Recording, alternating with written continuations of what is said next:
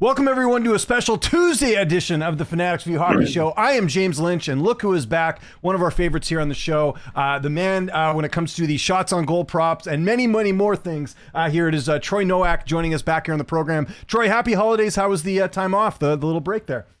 It was fantastic. It was snowing the day after Christmas, and of course, that is always fun. I'm a big fan of the snow. The snowblower never hurt anyone, right? I agree. And just so people get the right idea about Canada, no snow here. A lot of people think it snows everywhere in Canada. It does not. It was a little cold, maybe like a heavy hoodie weather here this morning. But yeah, no snow yet. Maybe we'll get some in January. But we got a lot to get into, man, because we got the World Juniors going on. We got a lot of, obviously things to talk about with the league, because a lot has happened since you and I last spoke. And one of the things we'll get into a little bit later is the Quinn Hughes trade. If you guys missed that episode we did on the last show, I had David Quadrelli of Canucks Army breaking down the trade and talking about the Canucks future. A lot of things going on with Vancouver. But speaking of trades, let's start first with this Blue Jackets trade. Good timing we did this show today, Troy, because obviously you're the man to ask and to talk to when it comes to the Columbus Blue Jackets. You can see there the Jackets finally making this trade. I think a pretty good return as far as the picks. Danton Heinen sort of a throw-in. I know Danton quite well, obviously played for the Canucks last year. But your thoughts on the trade and the timing of it and everything else? Yeah, so I was waiting for this to happen, and I was honestly wishing that it happened earlier. But considering that it is known that the Columbus Blue Jackets wanted a player in return, yes, they got Danton Heinen and a pair of draft picks, and that being a 2026 second-round draft pick and a 2027 third-round draft pick. That's exponentially more than what I thought we were going to get. Because honestly, as talented as Chinakhov is, he's always injury-prone. And you know what? Availability is huge in the NHL, and if he's not consistently getting minutes, he is not as talented as he can be. And clearly, I thought this was an overpay on the Penguin side. I thought realistically we were getting a fourth and a fifth round pick back because his stock was at an all-time low. I'll take that any day of the week. And you know what? A lot of people don't take this into consideration. This is recouping a second round pick asset because we paid for one to retain part of Ivan Provorov's salary on his last contract when we brought him over from Philadelphia. So we all know that Don Waddell loves getting his picks, whether he's wheeling and dealing them to acquire someone on an upcoming expiring contract or that someone in the offseason that we don't know is available yet. He got his assets back. And I think, like I said, for what it's worth, I thought we were getting a fourth and a fifth round draft pick back. So to see a second round draft pick and a third round draft pick in the next 2 seasons from a team that most likely won't be consistently making the playoffs in the Pittsburgh Penguins, those potentially can provide serious value because the Penguins, I don't anticipate finishing high in the standings the next couple of years. Well, that's the thing that's so confusing to me. Like, this is a team, and granted, the last time I think we spoke, Pittsburgh was in a good spot. They looked like a team that, was surprising a lot of people with the roster and where they were in the standings and everything else. And now I'm looking at the standings right now, and you got Pittsburgh right near the bottom there. They have 41 points with 37 games played. So I'm a little bit surprised they went this route only because, like, you'd think that maybe they're going to do some sort of a rebuild at this point. I mean, assuming they're going to miss the playoffs, I just don't understand why they're trading picks. Now, I understand, obviously, the age profile fits the under 25. That makes sense. Do you think Pittsburgh just, kind of using this opportunity to take someone they think they can, turn into sort of a reclamation project? That's my only thinking here is, like, what was the point of Pittsburgh doing this other than, it's not like Heinen was, I don't know, like on like some crazy contract. I'm a little bit confused why Pittsburgh made this move. I think for the Blue Jackets, so you guys absolutely, like you said, you get the second round pick back, you get the picks. Danton Heinen's whatever. I mean, he's been I think he's been a couple teams now, right? I think Anaheim, Boston, Vancouver, Pittsburgh, now Columbus. But are you a bit surprised that Pittsburgh made this move? I guess would be my question. I think honestly, it makes sense because and I'll also explain the upside of Igor Chinakhov. Last season, fastest player on the team, fastest shot on the team. Clearly, when he's healthy and he's going, he has a massive potent upside. And in the beginning of the season last year, before he got hurt, and he was actually playing on the top line with Monahan and Marchenko before Voronkov took his spot, he was more or less averaging a point per game. And if you look at the Pittsburgh Penguins roster, there is such a huge hole in second line wing. And in the Columbus Blue Jackets roster layout, there is no top 6 winger position available for him because you have Voronkov and Marchenko on the top line. They always have to play with each other. And then the next line, you have Boone Jenner, and then you have Kent Johnson. So it's like Kent Johnson can't play a third line role. Boone Jenner definitely could, but he's so productive. And it's like clearly Johnny Brazeau, who is currently playing second line wing for the Pittsburgh Penguins, is better suited for a third or a fourth line role. And I think Chinikov could actually level up that second line. Yeah. If everything goes right. Right. No. Absolutely. We got John here, by the way. Thanks, as always, John, for watching the show. One of our longtime supporters here says Columbus did really well in the trade. A second in 2026 draft is going to age very well. It's a solid draft. I mean, that's one of the, and we're seeing this, and we'll talk a little bit later about the World Juniors, but we are seeing like some really, like, every now and then you get a draft that comes along that's just very deep. That's what this draft looks like. So it could be a good pick for you guys, right? So. Yeah, I was thrilled about that return. Like I said, I truly anticipated a fourth and a fifth round draft pick, because clearly Don Waddell prioritized actual players that could go into the lineup as a return, and that was not an option. Danton Heinen, yes, is a player that might get he might be a rotational guy, because it seems like everyone gets injured on this Columbus Blue Jackets team. But seriously, like, I think that second round pick could provide serious value in the future if we decide to deal it. Yeah, I totally agree. And that kind of is a good segue into some of our biggest surprises this season. So we're kind of at the halfway point. Like, I guess most people consider the Olympic break as sort of being the halfway point, but it's end of 2025. It's, second last day of the year. So I figure it's a good time to kind of look at some of the surprises. We'll start in the Eastern Conference because we just talked about the Jackets. I'll be honest, Troy, and I think we both sort of talked about this. I did not expect Columbus to be where they're at right now. They look good sort of early on. Now they find themselves at the bottom of, a lot of these teams here. Look at this. This is super surprising from what we sort of projected at the beginning of the year. If we're looking at it right now, Columbus, Toronto, Ottawa, these we all thought were playoff teams. Pittsburgh, no. Boston, that's an interesting one, because again, when we talked maybe a month ago, the Bruins were actually looking pretty good. They've lost 6 straight now, so that's something to keep in mind with what they've been up to the last little bit. The Devils have fallen, obviously the injury to Jack Hughes. The Rangers have done a little bit better than we sort of thought, and the Sabres, they've been on a roll. They won their 9th game in the row yesterday, so that's been like a huge surprise. Obviously firing Kevin Adams. Just kind of taking a look back, what surprised you the most? For me, I mentioned some of those teams that are doing bad, but I think Philly, the Islanders, and Detroit has really surprised me this year. What surprised you? Well, before I get into this, I do want to say every team at the bottom is virtually 3 wins away from being in the playoffs, or 2. Yes, so, I know, it's crazy. So there's going to be a lot of shakeups because a lot of teams feel like they can go for it. Mm-hmm. And one thing I will say, I know this is super biased of me, but I backed the Columbus Blue Jackets to go on an absolute heater to finish the season. They did the same exact thing last year, and I hate to make excuses for them, but we have to be honest. They were deploying certain players in certain positions in order to attempt to trade them. Elvis Merzlikins. And he was single-handedly losing us games, giving up 5 goals on a nightly basis when he was getting the starts. And if you look at Jet Greaves' stats over the last month, he is an under 3 goals against average, and his save percentage is unbelievable. So it's like, I'm not going to say, obviously, like, it is his fault that we lost these games, but the reason why he was playing is because we were trying to make a trade happen in order to boost his value, because he's getting paid loosely $5 million a season. And this is our future goaltender right here. This guy is unbelievable. Yeah.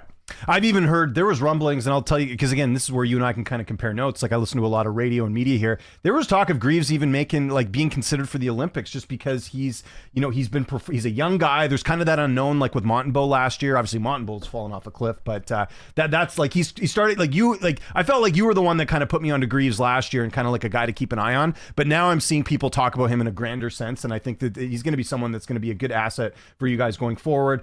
With the Leafs, it's a bit understandable some of the surprises there because of the injuries. I don't know if you've seen the lineup tonight. Let me see if I can find it right here. They are really snake bitten. And the big thing with the Leafs too is Austin Matthews. I don't know what's going on. He has fallen off a cliff right now, but here's the projected lineups for tonight against, I forget who they're playing, but look at this lineup here. Nyes, Tavares, Domi, Mancelli, Lawton, McMahon, Quinlan, Jan Yark, and then your defense is banged up without 10 of Joshua and Austin Matthews. I think one of the big problems with this Leafs team is they tried to find a budget option to replace Mitch Marner and Matthias Michelli. Because yes, before the season started, I even was thinking it myself. I was like, oh, Matthias Michelli's 5-on-5 underlying scoring numbers are actually pretty good. Similar to a Casey Middlestat situation, although one's a winger and one's a center, it's like they're pretty soft players, and you're trying to find the Walmart version of Mitch Marner. And to get the Walmart version, there must be deficiencies elsewhere. Hence why he's not Mitch Marner. So clearly, I think since Mitch Marner's handcuffed to Austin Matthews, I think it's clearly a no-brainer that they were a fantastic duo. And without him, he's really lacking a true playmaker to get him those high danger chances to use that shot the best that he can. And I was talking to a Leafs buddy of mine, actually Adam Martin, who we've had on the show before, a good friend of mine. And I was like, man, it's probably, you guys are like, even if you can turn this around and your team gets healthy, you might as well try and go for a good draft pick. But then I'm reminded they traded their draft pick last year in the Brandon Carlo trade. So Boston's going to get their first round pick. Like, that's going to end up really biting the Leafs, especially with how this season has gone. And yes, they've had injuries and it's been unfortunate, but yeah, I don't know. The Leafs are in a really tough spot right now, because even if they do turn this around, and I know you mentioned there a couple points and you could be in the playoffs, I don't think this is a team that's a threat anymore in the East. No. You know, they're not making the playoffs. They're not making the playoffs. Yeah, I don't think so either. I think it's reasonable to expect New Jersey to go on a run as well, because I know they fell from grace with that Jack Hughes injury for the past couple months, but yes, we can all see Jack Hughes because they're on Madison Square Garden Network over here. I get to watch the Devils, Islanders, and Rangers on TV. And Jack Hughes, he's basically passing it around and taking weak little snapshots. We know he cut his hand open. You can tell there's something a little off, and he's slowly going to get back into it, because we see this time and time again. These players that are most likely going to make the Olympic team are on the fringe. They're trying to play through the injuries a little bit to not absolutely tear through their stock, yet also manage it. Werenski was playing through one. They let him take a game or two off. He came back. He wasn't playing that well, and they were like, nope, we're shutting it down. Olivier's coming off IR. We're pulling the plug because these guys want to be healthy for the Olympics, but also leave enough sample size to get them on the team. Any other surprises for you in the East? I mean, the Panthers are getting a bit more healthy. We're seeing them move up a little bit. Like, how do you think this kind of shapes out the rest of the season? Because I think I'll reshuffle it how I think it's going to end. But I think the one that is the biggest surprise to me is the Islanders. Same. In the sense of not that I didn't think Schaefer was going to be a brilliant player, but you know how it is in the NHL. Unless you're a generational talent, it usually takes you 2 or 3 years to like really get the wheels going, like adjust to the men's game, the super physical side. 48, unbelievable. Seen him play in person this year already. I mean, he is so composed at the blue line. And yes, this Islanders team was shouting for a power play one quarterback and a true prime guy, because they got rid of Noah Dobson, who Montreal Canadiens fans know what he is now. The highs and the lows. He's a true third pairing, even strength defenseman with a power play one upside. So they overpaid for him. Tony DeAngelo to start the season was power play one quarterback. Yeah, who came over from the KHL. So there was such a clear path for him to take over, and whoever advised him, whether that is his family members, whether that's his own discipline, drive, and confidence, to just come into the NHL and take over the way he did. I mean, hats off to him. Unbelievable player. Couple quick comments here from John. He says Dubas makes some good moves, but then totally redeems himself and then makes a move like Chinnikov. So yeah, there you go. We're big Dubas haters, so like I think we on are. The Kyle Dubas side of the Yegor Chinnikov trade, everything needs to work out perfectly for him. Whereas like Don Waddell's probably foaming at the mouth, thinking, "Oh, these second and third round picks are actually going to be drafting from good positions in those rounds, and these are going to be more valuable in 4 months than they are right now." John also mentions, don't worry, I'm not skipping over your questions, John. I'll go back to some of them. How long is Zach going to be out? Worry for the Olympics. You'd know better than me. Yeah, I don't think he's going to be out for the Olympics. To my understanding, he's only going to be out for 2 to 3. What is it? You have to play 10 games or 1 month out. So yeah, he's basically going to be out for a month and easily back for the Olympics. We definitely need Werenski on Team USA. No doubt about it. And obviously in the Four Nations, we didn't have Quinn Hughes, who's realistically going to be quarterbacking the top power play. But Werenski as an even strength D-man, that's huge. And honestly, I'm so curious to see which players end up making the team, because they pre-picked, I think, 5 or 6 guys to make each lineup. And some of the guys that they pre-picked are questionable, or if you knew what form they would be currently in the season, you may not have picked them as a guaranteed person. And And then John also mentions, love seeing the Sabres do well. Hope they can keep it going. I was going to get Mike Straw in this week, actually, but things didn't work out with doing an extra show this week. So I think we'll get Mike on next week. But it's weird. They fire Kevin Adams and then all of a sudden they're on some sort of like tear. Like, now, is he the problem? No, it's I don't know. I think I'm kind of like how Mike feels, because I was talking to him in our DMs. I'm cautiously optimistic, but I also don't know if this is something that's going to last with the Sabres. I hope it does, though. Like, they're the East Canucks, and as far as I'm concerned, like, I do want them to do well, because they've done the rebuild and it hasn't worked out, you know? As a Blue Jackets fan and recently experiencing a general manager change based off the player interviews, because I love watching my Blue Jackets interviews, and they'll tell you themselves. I'm sure it's the same thing in Buffalo. Yeah. When there's a new general manager, you basically have to reprove yourself, because they don't have an allegiance to you. They didn't draft you, and you're basically redoing everything all over again. And that's why it seems like they have a new passion and they're reignited. Because I remember when we got Don Waddell, and it was obviously last season, no one expected the Blue Jackets to do well at all. They were actually anticipated to be the third or fourth worst team. So when they missed the playoffs by one game, it was like, oh my God, like, I can't believe what's happening. And yes, a lot of those guys that were once drafted by Yarmo at the Blue Jackets, they're getting shopped. They left the team or weren't re-signed. So I'm sure these Sabres players are thinking the same thing. And some of them may want that. I mean, some of them have been there for a while and they're not winning. And, you know, we talk about culture, and that's something. And again, we'll talk about the Hughes trade in a second. I want to go over the West first, but like, I do wonder if there's some of these, like Alex Tuck's not signed. Is that going to happen? Or if he's not, like, to me, you got to go to some of these players and be like, do you want to be a part of this? Because if you don't, we need to move along here. So I'm curious to see if there'll be any movement there, because, you know, we'll see. But I guess they're winning right now, so it's kind of hard to do that. Okay, let's go over to the West quickly. And this comes from John. The Jets were my surprise. They were obviously going to regress, but tied for last. Incredible. I mean, what's hurt the Jets obviously was Hellebuck was out for a bit, but I don't know. Like, I can't imagine them losing Ehlers would make them this bad. Something's off with the Jets, and I can't really put my finger on it. I don't know how many West games you've watched, but what's sort of your take on the Western Conference right now? I mean, did they not miss the boat trading for Brock Nelson last year? Yeah, they did. Yeah, that second line center role, and now you're looking at Colorado, who is a reinvigorated, healthy, and adjusted Gabriel Landeskog on the second line with Nichushkin, and the recently acquired Brock Nelson, one of the most stacked second lines in the entire NHL. I think that is one of the biggest problems with Winnipeg, is they don't have an auxiliary center with enough of offensive touch to bring the team along with them.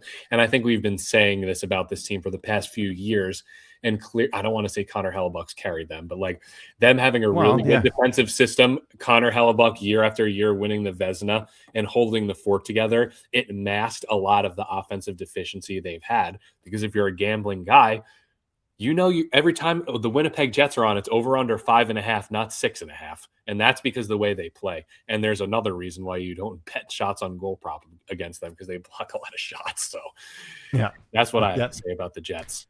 I mean, obviously I'm surprised about the Canucks. Like, I knew, like, you know, we talked about them being a playoff team, but I mean, this, like, everything just happening so quickly with them just not playing well, and then the Hughes trade and all these different things. I did not expect them to be where they're at now, because like, they're even worse than they were before getting when they made the big changes with Travis Green, when they fired him and Jim Benning. Like, this team's even worse if you look at sort of the points percentage and all that. So something's off with this team. Pedersen's not back. He's playing okay, but he's not getting, he's not doing the 11.6 thing. The defense hasn't been good as they thought, and they've been getting good goaltending, but like Kevin Lankinen last night makes 39 saves, and they just barely eke out Seattle, who's not doing much better. Seattle's been kind of a bad team there. So I'll put Vancouver there. I'll put Winnipeg there. Chicago, understandable with Bedard being out, although you did think it looked early on in the season they were making some strides. Calgary's bounced back a bit. They've won 2 in a row. Nashville, I will say I'm a bit surprised that they're at least, doing better now. San Jose being in here is a shock to me. Like, before the season, I never, ever in a million years would have ever anticipated this. Not that I didn't think that they had extremely high-skilled players, but to see first of all, Macklin Celebrini was unbelievable last year. Oh, my God. And this year, it's just like, oh, my. He reminds me of Sidney Crosby. I know it sounds ridiculous. No. They were mentioning on the broadcast, because I watched Crosby. Yeah. Yeah, well, him and I think I looked at the stat on the weekend. He's got to, I think he's like the fastest to get to, for a 19-year-old, fastest to get to, I think 55 points or something for a 19-year-old. It's like him and Crosby, and I think it might have been Gretzky or someone else. I don't know, but even like McDavid didn't do that. So he's playing at lights out. And again, if San Jose doesn't have Celebrini, like who knows where this team is, right? Like he's definitely, he's a difference maker, and you don't see that on a lot of teams, but you are seeing the rebuilds come to fruition now. San Jose, Anaheim being a good example too. Like, I guess that's a surprise for me, is that I didn't think this would be the year where they'd be like in a playoff position. I thought they'd be hovering around there, but I mean, Anaheim for the most part has been good all season. San Jose as well. The Kings still surprise me. I don't know how they're doing it. And then, I mean, Minnesota getting Quinn Hughes. I mean, no one called that. Like, that's electric. Yeah. And I think is it fair to say that Elias Pettersson drove these high-end players out of town at this point? Well, no, I think, okay, so according to what I've read, and we had, again, David Quadrelli on a couple weeks ago, and he kind of broke it down. He knows what's going on with the Canucks better than anyone. Like, the understanding is Hughes kind of gave the Canucks a heads up like a while ago. Like, this is my theory. I think, Tocchet, it's funny because the Flyers are playing the Canucks tonight, and Rick Tocchet has denied that he knew that Quinn Hughes was leaving. I guarantee you he knew he was leaving. And that played a role in him leaving, because he's like, I'm not going to stick around for this. Like, Tocchet he played his cards great. The Flyers are in a playoff position. Canucks are nowhere near the playoffs. So, played that well. But I think Hughes gave him the heads up. And then when the season started getting worse, and then it was, we talked about, I think maybe when you were on, we talked about Quinn Hughes' body language and how he just wasn't trying and all that. He had informed the team at that point that he wanted a trade. So it was just a waiting game. And it was this tough situation where like, it was just a matter of time before he was getting traded. So that you're never going to let him go for free. You're never going to let him go and walk off his contract.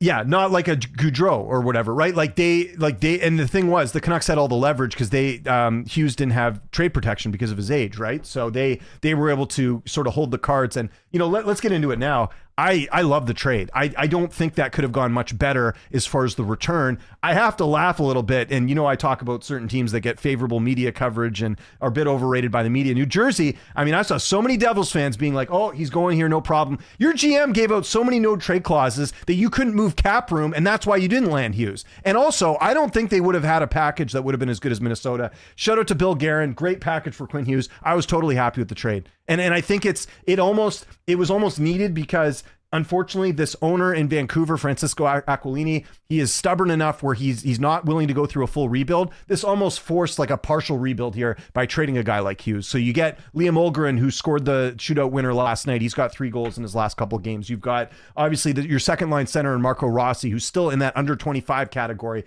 And then the big move in the trade was the Zeb Buliam, getting him, who looks like he could be like the franchise defenseman that you want. Not a Quinn Hughes, but someone that's at least on that level. And suddenly you're looking at the defense core of the Canucks and looking at the future. You've got Tom Wielander, you've got Zebuliam, you've got Mancini, who they got in the Miller trade. They've got, Elias Pettersson, the defender that they drafted a couple of years ago. They got a pretty good young, like defensive core that's going to be there for years. And that's what you want as a team who's in the bottom of the league too. So I was happy with the Hughes trade. I know we talked on DMs, but what did you make of that return for Quinn Hughes?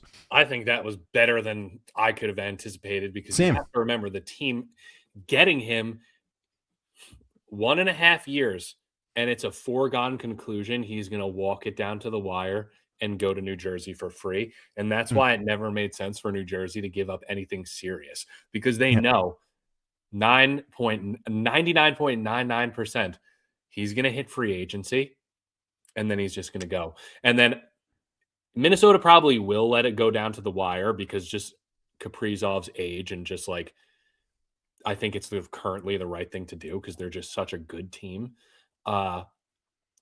You just that's like a situation where they're gambling, the Minnesota Wild, that they'll win a Stanley Cup in the next 2 years. And even if they let him walk, if you win the Stanley Cup in the next 2 years, it's worth it.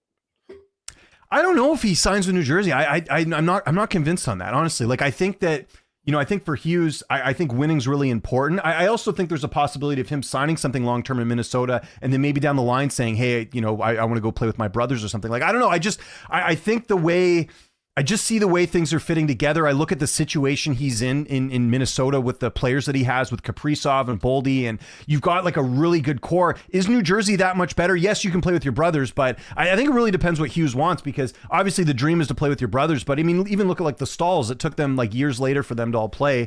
I wonder, I don't think it's a guarantee, and I think New Jersey might be kicking themselves that they weren't able to make this happen, because there is no guarantee that he stays. Like, I think Minnesota with Bill Guerin, and obviously you got to remember too, Guerin's got that relationship with with Hughes from Team USA as well. So I think that played a role in things. There's also this whole thing with New Jersey with like, they can't do well without Jack Hughes. Like if Hughes is going to, and I know this Hughes recent injury was a total fluke, right? Like of him cutting himself and whatever, but it's been a number of seasons now that Hughes has been out, Jack Hughes that is, and this is a team that can't seem to win. Now, obviously you add Quinn Hughes to that, it changes things, but I don't know. I'm a little bit more skeptical he goes to New Jersey. So we'll see.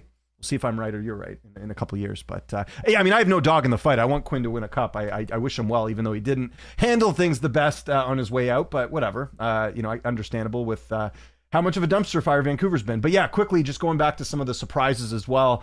The Oilers seem like they're back a bit. Now, do you hear this thing about the Oilers now being in on Marc-Andre Fleury? Did you hear about this? That's preposterous. They're not going to be able to lure him out of retirement. Well, how are they going to? Well, the other thing I wonder too is like, where's the cap space going to come from? Like they're going to have to move someone, like a nurse. They would have to move someone because let me even look on Puckpedia right now because they just got Tristan Jarry, right? And of course, I love Darnell Nurse on the Columbus Blue Jackets. I'd even take him at his full salary, to be honest. You would? Yeah. Okay. Yeah, I would. I seriously would. Yeah. Look at Edmonton's cap space right now. Like it's not looking good. Like they'd have to move someone out, and I don't know who that would be. I know they're chopping Mangiapane right now. I mean, I suppose Fleury could sign on like a league minimum if he wants to like try and win a cup here, but I don't know. So we'll see. But yeah, the Tristan Jarry thing, we didn't talk about that either. I don't know if that's like, you remember we were kind of joking. I was like, man, if they get like Jarry or Merzlikins, like I don't think that's that much better than Skinner. Like I don't know. Jarry's played better this year, and I say this as someone who like he's from where I live. Like I do wish him well, but I don't know. I don't think it's much. I don't think that's the solution to Stuart Skinner. I think John Gibson was the move they should have made, and I don't know why they didn't attempt that. This is only going to end in Connor McDavid leaving there in the next 2 years. Probably, yeah. And saying that though, to be fair, and again, I've made it known on here, I'm not the biggest Oilers fan, but I also think that like it's pretty hard to get back to the finals again when you've been there twice, right? Like it's pretty tough. Like honestly, right now, I know people are like Edmonton's back and all that, but like. These three teams here, I think they're a little bit more deep, and I know McDavid and Draisaitl, they are game changers. Yeah, but I just look at the Oilers. Yeah, I look at the Oilers defense and I go, this is not stacking up against Colorado, who's got Makar and Taves, and you got Minnesota now with Hughes. Like Dallas has still got a great defensive core as well. Like how are you going to match that in the playoffs? It's going to be tough. I was going to say, Dominic Carley's missed virtually the entire season in Dallas. That's true. Yeah. Good. Yeah. And by the way, my boss, Taylor, who's watching this, he thinks they're going to get Rasmus Andersson, which I don't know what Calgary's doing because we had Peter Klein on here a couple of weeks ago. They're trying to do the retool thing, and I think I love it because go ahead, do the retool. It's not going to work out. Like they have some young pieces. We're seeing what Zane Parekh is doing with the World Juniors, but I don't know. You got these older players and you're in 12th right now. To me, you rebuild. That's the signal. You don't, because even like I said, a lot of these teams, if they make it, you're not beating Colorado or Dallas or Minnesota or any of those teams. No chance. Isn't it crazy that they're all in the same division as well? I know. Like they're gonna have two of those teams are gonna go head to head, absolutely murder each other in a 7-game series, and then the one team that versus the wild card team is probably just gonna run through them because they're not as destroyed. I mean, there's a possibility, like last year, where Colorado could get a tough matchup in the first round and then they're out. Like that's just how crazy the structure of the playoffs is, right? Like that's like to me that was the bet. Like that because it was Colorado Dallas last year, wasn't it? Who did they play in the first round? Yeah, it was Dallas, I think.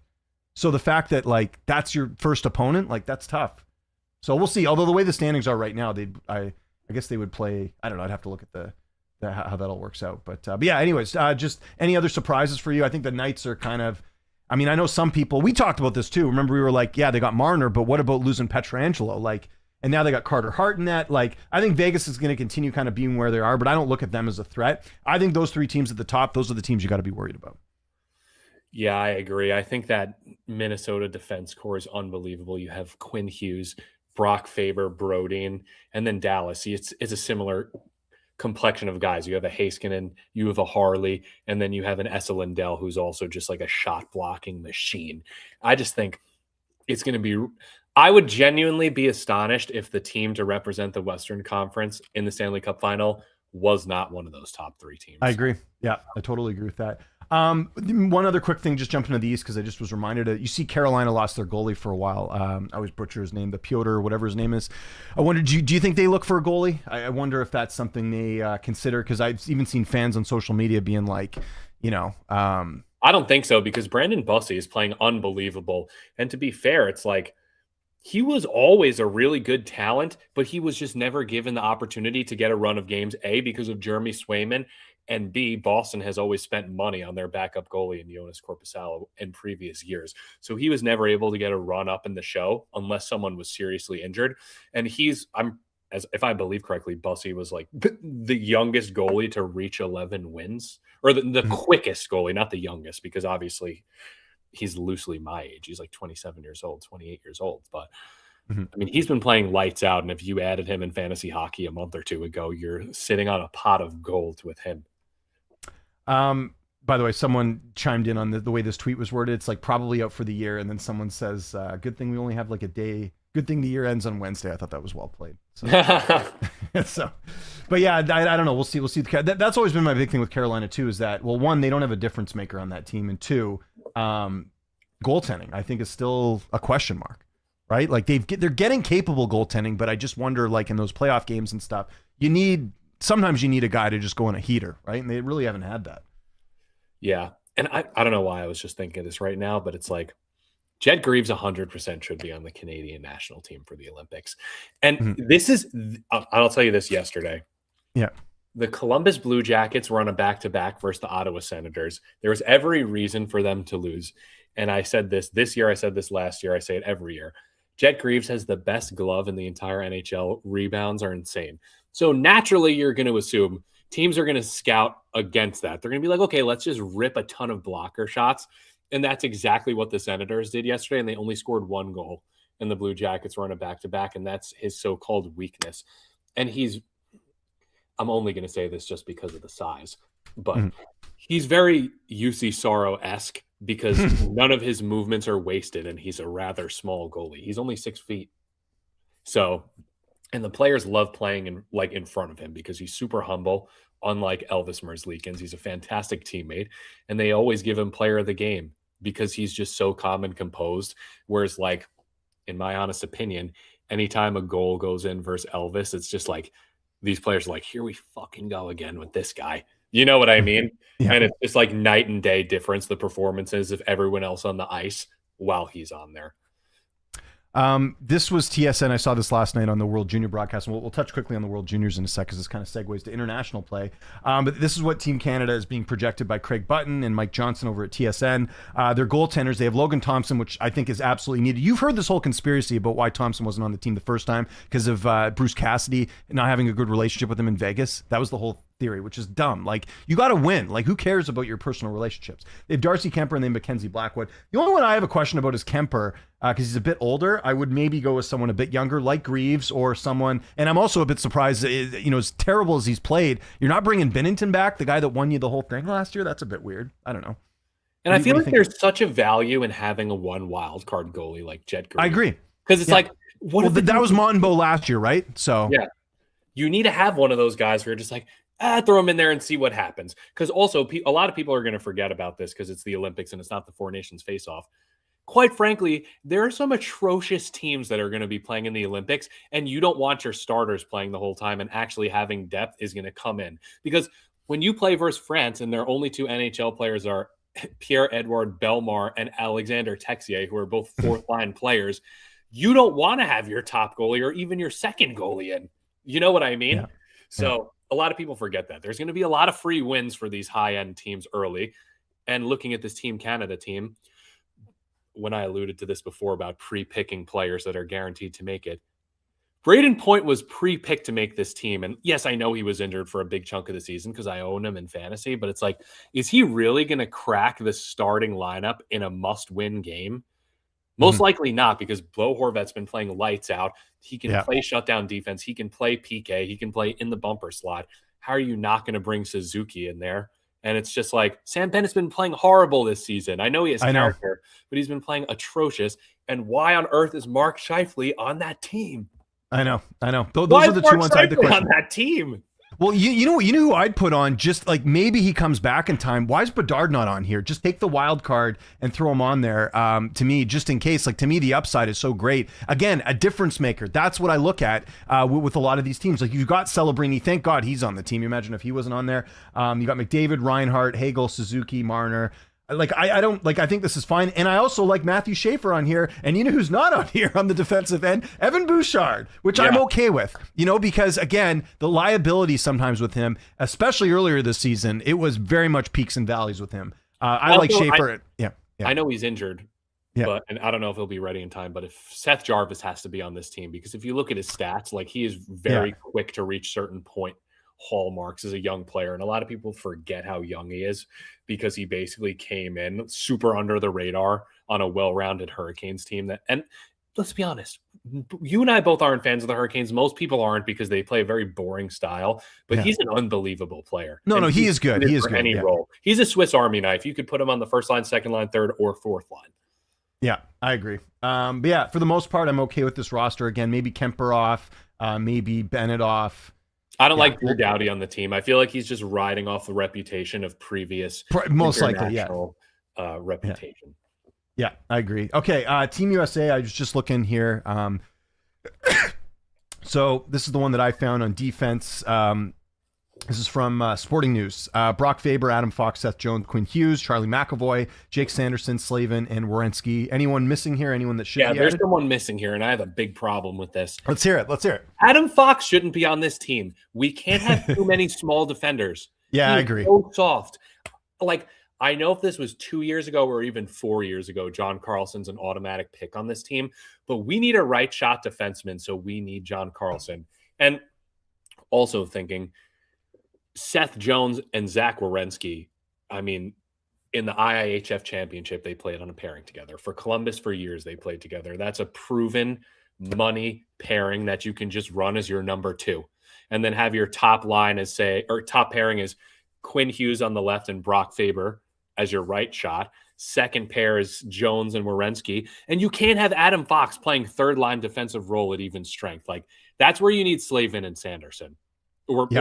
Or Slavin and McAvoy, because he's a right-handed shot and Slavin's a left-handed shot. Like, you need guys that are willing to take shots to the face on the third line, not Adam Fox. You're playing Adam Fox versus France. No, I totally agree. Goalies. I noticed they put Jeremy Swayman on the Florida Panthers, which isn't right. Sporting News has got to fix that. But yeah, I mean, I still wonder about Demko, and I know he's not healthy, but like if you look at his numbers this year, he's been one of the best. His numbers are better than Swayman's. I'm pretty sure. Do you take that liability even though he's a bit injury prone? My thing is if Connor Hellebuck's not 100% / they rush him back too early and something goes wrong, you need to have your number 4 that's not officially coming with the team well informed. And I agree. And I think he would be that number 4 as an American goalie. He's probably the reserve. Like, hey, if Hellebuck can't come in, you're going to be our reserve goaltender, where you'll be playing versus France. Actually, now that I look at his numbers, they're not too bad. Swayman's coming in at number 9 right now. Well, that's with wins. I think his overall save percent 9.03. It's not in the 8, so that's better. Goals against average is a little bit higher too. So also, I wish Russia was able to play hockey in the Olympics. Oh, of course, it's silly. And we might not even. Well, have you heard all the talk about the arena not being ready? Like they might not even go. There's some concern about that. I don't know if you've heard some of the recent comments from Bill Daly. They're going to have it played in Montreal and Boston. No. Like Daly said, I'm pretty sure I have to find the quote, but they basically said it like if the arena's not ready, they're not playing. Like, I swear to God, Olympic hockey has been cursed for so long, right? We've had the 4 Nations last year, but yeah. I mean, I don't even want to think of a world where that doesn't happen, right? I mean, it's what we're all looking forward to, so. But let's hope not. Knock on wood that that doesn't happen. Okay, let's get to the forwards here quickly. Actually, did they only have defense? Oh, here we go. Okay. Forwards. Boldy, Connor, Eichel, Getzel, Hughes, Jack Hughes, if he'll be ready.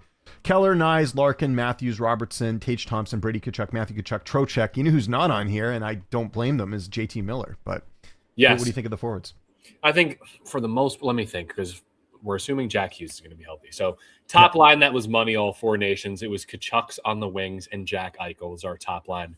Austin Matthews is playing like garbage. So we're going to really need him to play as like at least a reliable shutdown second line center if we're not going to get the goals out of him.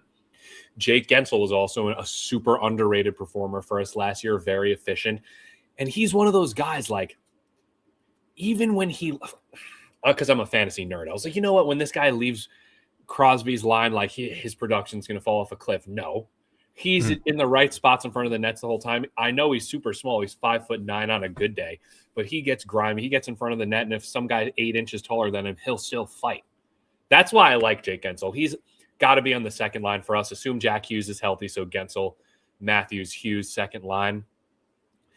I would see Clayton Keller more of as an auxiliary guy because he's super small. Larkin was super lights out as like a third line, energy, reliable forward.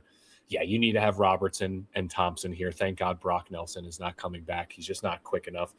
Vincent Trocheck is an ad that I like to this forward core as well, just because I'm a big fan of his game. Like, he could play third or fourth line center. He's just grimy, whether he was on the Panthers or on the Hurricanes. He's just always a pain to play against. And if you play in a bangers league, he's blocking and hitting like a madman all the time.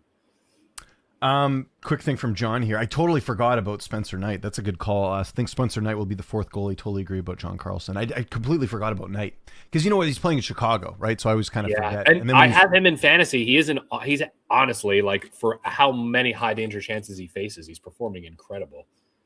You know, I have as our goalies in our fantasy league, because I'm in 2 leagues. We have the one that we do, and then I do my buddy's one. I have Aiden Hill, who has barely played, and Sam Montembeault.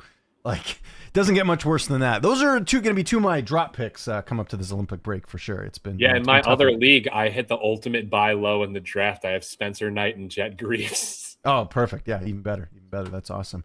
John saying he can still get that 8th year in Minnesota. I wonder if that make a difference with Hughes. Yeah. Well, that's the other thing. Like, I do wonder if Hughes maybe signs and then like later on wants to play, or I don't know. It really depends on what his priority is. Like, I don't know. So. You get a taste of winning with a team that's, been consistent. Like, I guess they've kind of been the same as far as consistency with New Jersey and Minnesota, right? Like, neither is like really like broken through big time. I don't know. But we'll see. I know we'll circle back in 2 years and see who, where Hughes wants to go. Okay, before we get out of here, we'll wrap things up here shortly. The World Juniors, have you been watching them? Because I know here in Canada, they're everywhere. It's on TSN. Is there anywhere you guys can even watch the World Juniors, or is it like you have to watch it online, or how does that? Basically, it's most of the time it's on NHL Network. And I saw the big controversy with Team Canada and Czech Republic with not shaking hands and the celebration. And obviously, you know how hockey players are, and you saw the players respond. They're like, "Oh, it's not a big deal," which basically means we'll settle it ourselves. Yeah. What have you made so far about some of the teams? Like, Canada beat Denmark last night, like 9-1. Gavin McKenna with the hat trick. Gavin McKenna looked good last night, but I was saying to some people in our Discord yesterday, like, I don't know, like, I still want a little bit more from him, and you're not going to get a true test of how good this guy is if you're playing a team like Denmark. Like, you do that against Finland or some of these other like stronger teams. That's where I would kind of take a little bit of a notice. But I still think, you've got Sweden, Finland, Canada, U.S. Those are the team, and we could throw Czechia in there as well because they had a close game as well with Canada. But what's sort of your thoughts on the juniors? Like, who's really? I don't know if you've kind of been paying attention to anyone kind of stand out to you. Peter Sikora's son for Czech Republic, and I will say this: like, I love watching the World Juniors because you kind of get a little bit of a pulse of what's coming, and Columbus is in last place of their division right now, so. When my team's not performing super well, I watch the World Juniors a little bit more closely than others. And I think, as you mentioned before, when we were breaking down the Chinakhov trade, I think this draft is going to have sneaky depth. Yes, we all know that the high-end super talent Gavin McKenna is at the top, but I do think that this draft is going to have some hidden gems. Yeah. Oh, I think so too. And I think where, like, even if you're in the top 10, I think you're still going to get a really good player that's going to be there for years to come. Just everything you're reading, everything you're seeing too with the World Juniors this year, you're seeing a lot of like really high end players as well. McKenna, I guess, the thing with him, if you haven't been paying attention, and John, you can speak more to this because I know you've been watching him, but kind of what we've been hearing is that it has been a bit tougher for him since making the transition to NCAA because he wanted to play with bigger guys. Maybe the defensive game's not what it could be. And also, the IQ's there. Like, you see the talent. Like, like I was watching him the other night, and like the passing's on point, the IQ's on point, the quickness is on point. Like even the goal he scored last night, like just great release on that. I would like to see a little bit more play driving from him. That's the thing that I think would separate your McDavids and Crosbys and those guys that do a little bit more of that. He did a bit of it last night, but I need to see more of it, I think, overall with McKenna. But saying that, he's still going to be top 3 no matter what. I don't know which way they're going as far as the draft selection here. So I'm curious. But if I'm the Canucks, you're taking McKenna. Yeah, there's no question. Like even if he regresses, like to get a Canadian like top pick is just like that. It's needed in the I think for a team that's full of like a lot of Swedes, like you need some variety in there, I think. So I would like them to go after McKenna, even though he's not, like I said, like lighting it up right now. Well, he kind of is. He's leading in points, right? So yeah, I hope we're not drafting down there, but biased towards the Czechs. But if we could get Peter Sikora's son as another center and have him and Fantilli as the 1-2 punch down the middle for the future, sign me up. What do you think is going to take? Yeah, and let's, I guess before we head out here, like how do you see the rest of the season going with some of these guys? Obviously, we'll get you back on and as the season progresses, but Columbus is going to get out of this. Who's going to miss the playoffs that's currently in, and who's going to bounce back? Yeah. Let's do that. Let's do that before we get out of here. Okay. I think the Flyers and the Islanders will both not make the playoffs, and I think they will be replaced by the Boston Bruins and the Columbus Blue Jackets. Okay, so you think Devils missed that? And then I will say the Devils will replace the Capitals. Okay. I can see that. Islanders are such a wild card though, man. Like they've really, that's the one. Like the Flyers, I could see regression. Because I will say this, because I'm a huge fan of Matthew Darsh and everything that he's done in Tampa. Oh no, of course, yeah, he's great. This, and he drafted fantastic in this most recent draft outside of the Schaefer pick. Mm-hmm. I think he knows that the Islanders prospect pool outside of what they just drafted is absolutely decimated. Lou Lamoriello traded almost all their future assets away that could have been used in previous years, so they have to replenish slowly. If they're on the fringe of making the playoffs, they're going to be sellers because the truth of the matter is their third line utility players are very appealing to cup teams, especially if they can retain some salary and they're only on a year or two left on their contract. Yeah, I agree with that. Because he's a great GM. He's not going to just say, oh, screw it, let's just make a push, and knowing that they seriously don't have the depth to make a run. He's going to do what's right by that team. Yeah, I pretty much agree with all that. I want Columbus to make it, but I still have some questions. So we'll see. It's getting pretty tough, but like you said, there's not a huge, 8th is 40. There's 4 points out, so a lot can change. And like, again, the Sabres are, and now that they've basically given up on Elvis Merzlikins and Jet Greaves is getting the lion's share of starts, it's proven in the results. It's like, just stop giving this guy the games. Yeah, I agree. Do you think he gets traded, by the way? Do you think some team will pick him up this year, or do you think they're stuck with him? I'm going to be honest. I think they're like literally at the point where they might just bury him in the AHL. Okay. Because I think he has zero trade value because his cap hits $5 million. Mm-hmm. Yeah. In the West, the only team I could see sneaking in, I think Utah will sneak in. I think Seattle's, I mean, we saw them last night. They're okay, but they're another team that's trying to basically clean up Ron Francis's mess from years ago. I still think the Kings could miss. I'm going to stick with that. I think the Kings will be out. Mammoth is in. Outside of that, I think most of these teams probably miss. Although I have a hard time seeing Winnipeg miss, John. I know if you're still watching. I could see Utah replacing San Jose. You think San Jose's out? Yeah, I don't know. Like, they're definitely a good team, but I do think, like, they're very reliant on their top line, which is not, like, a horrible thing and not a horrible position to be in because you actually have a top line, but you know how it is when it gets down towards the stretch of the season. These guys get spread a little too thin on teams like that. Yeah. But the other thing I wonder that we didn't talk about, we'll just quickly mention this as a send-off, but like if these guys do play in the Olympics, which let's hope they do, again, knock on wood, nothing bad happens. You got to wonder too, if some of these guys get banged up, like look at like, certain teams last year where guys were playing hurt, like that's something we got to factor in here too. Like if a Celebrini, for example, gets hurt with San Jose, I don't think they're making the playoffs. And I think that's why Columbus is such a clear path to doing well right now and past the Olympics, because the only player that's going to be on the Olympic team is Zach Werenski. We have a ton of Russians on the team. It's a foregone conclusion everyone's going to come back healthy.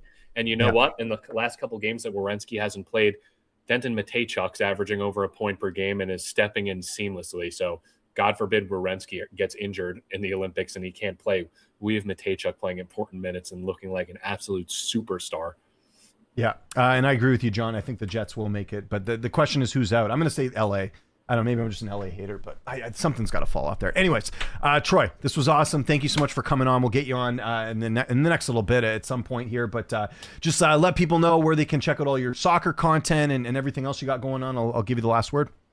Yeah, I'm heading over to London in about a week. So if you're on Instagram, check out Sleeper Football, where there'll be tons of Premier League fun going on in terms of videos and whatnot. Thank you so much for having me on, James, and have a good